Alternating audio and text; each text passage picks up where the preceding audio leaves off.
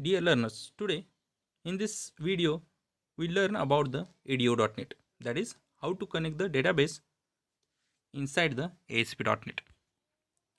So ADO.NET consists of the different classes which are used for the connecting with the application and with the data source, execute the different commands, that is insert the data, delete the data, or select the data from the table, and we can manage the particular data.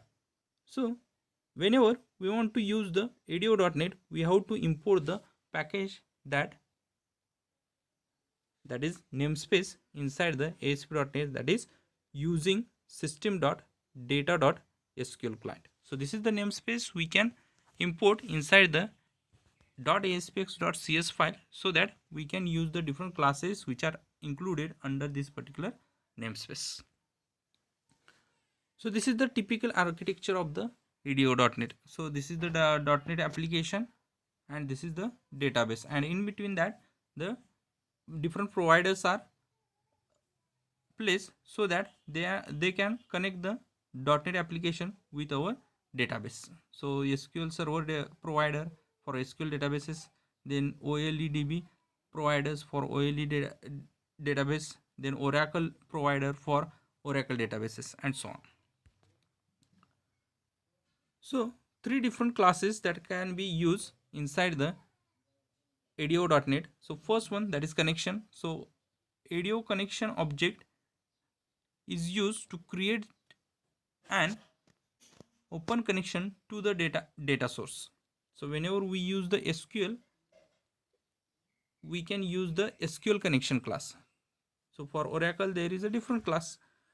So by default the SQL server is embedded inside the Visual Studio. So that's why we just use the particular classes related to the SQL server, that is SQL connection. Again, command class is used to execute the SQL query. So whenever we use the command, then inside the SQL server we use the SQL command class. So it is having the two functions.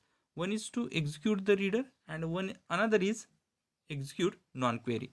So whenever we use the select query, we use the first function, that is execute reader, and whenever we execute the other commands like insert, delete, update, then we use the execute non-query function. The data reader is used to allow to read the data by using the select query. So inside the SQL server, again we use the SQL data reader class to read the data from the database. So these are the steps to create the database. So right click to the app data inside the solution explorer, then add new item, then select the SQL server database and give the name for the database. So each and every SQL server database stored with the .mdf extension, and we can add the database into our project. Then we can open the server explorer, click on the database name, then right click on that particular name and select the table. So this is the second step to create the table. Add new table, then just add the column name and data type of that particular column name, and just save the particular tables with the name. Then third, to view the data from the database, we have to just right click to the table and go to the show table data, so that we can visible the stored data into the table. And suppose we want to add the new data, we can add it by using the add data option, and we can also visible that particular data. Again, first step we have to just create the database. Second, we have to create the table. Third, we have to add the data. Then fourth step, that is we have to make the connection with our program and the database. So we have to just right click on the data connection, then add connection, then select the source name and select the Microsoft SQL Server database file. Then browse the database name and just click on the test connection, so that it just connect the database to our application.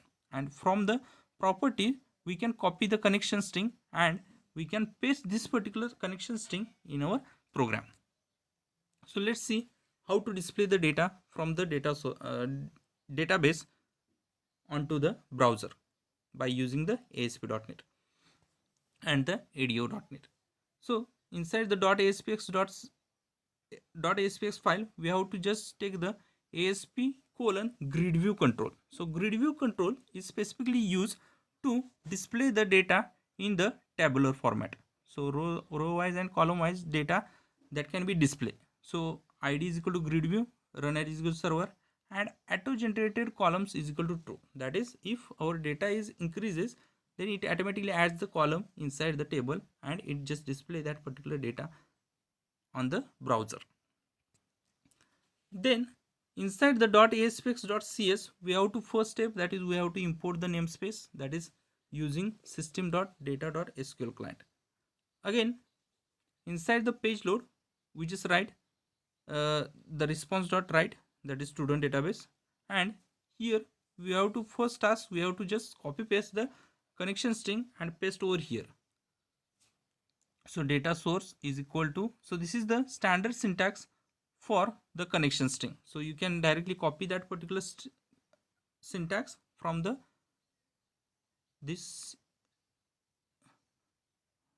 this particular step, and we can paste it over here. Again, we can create the SQL connection. So SQL connection con is equal to new SQL connection and the connection string. Again, we have to just select the data from the database. So select name comma branch from A. So A is a table name and name and branch are the two columns. So instead of the specific column name, we can also use the star to put the all columns from the database, and we can store it into the SQL string. Again, SQL command is used to execute this particular command. So it is having the two parameters, that is the SQL command and connection object. So SQL, then we have to open the particular connection. So con.open is used to open the particular database. Again, SQL data reader is used to store whatever the data which is read by the cmd.execute reader. So you just read the data and store it into the RD. So whatever the RD, which includes all the record row wise as well as column wise, so that RD we can store it into the grid view. So grid view 1.data source is equal to RD, so that it just store all the data from the database into the grid view, and it just bind that particular data by using the grid view 1.data bind, so that it can bind that particular data into the grid view and it just display that data. Finally, we can close the data reader connection, then connection object, and we have to just write whole code inside the try and catch block. So try and catch block is used to get the exceptions. For example, if database is not connected, then it gives the exception, that is data source is not found. So such type of exceptions that can be catched by using the error.message. Then next example, that is how to insert the data into the database or data source. So here first we just get the data from the user by using the text field. So here these are the two text fields we just take,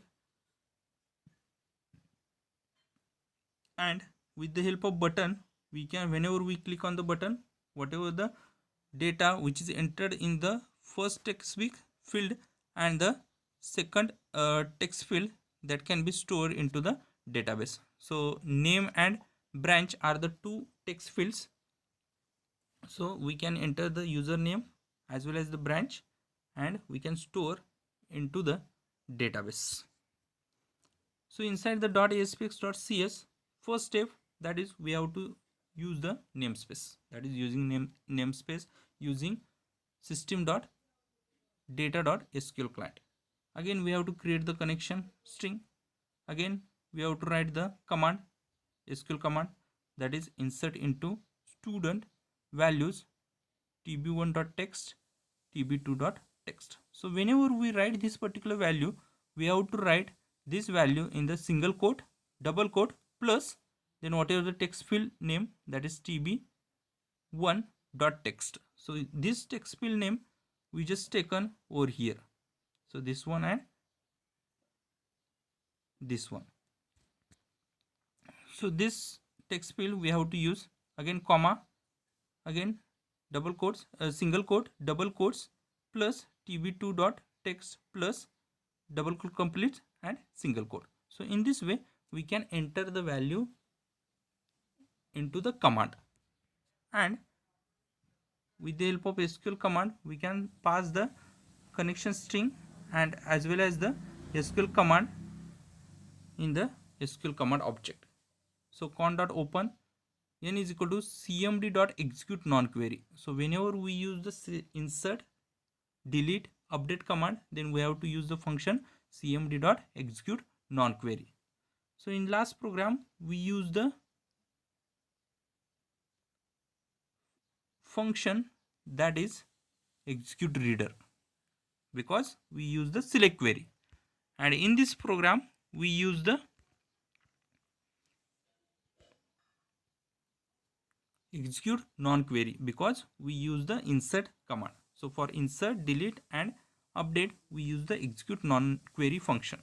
So whenever data is inserted successfully, it just displays the message that insert record successfully.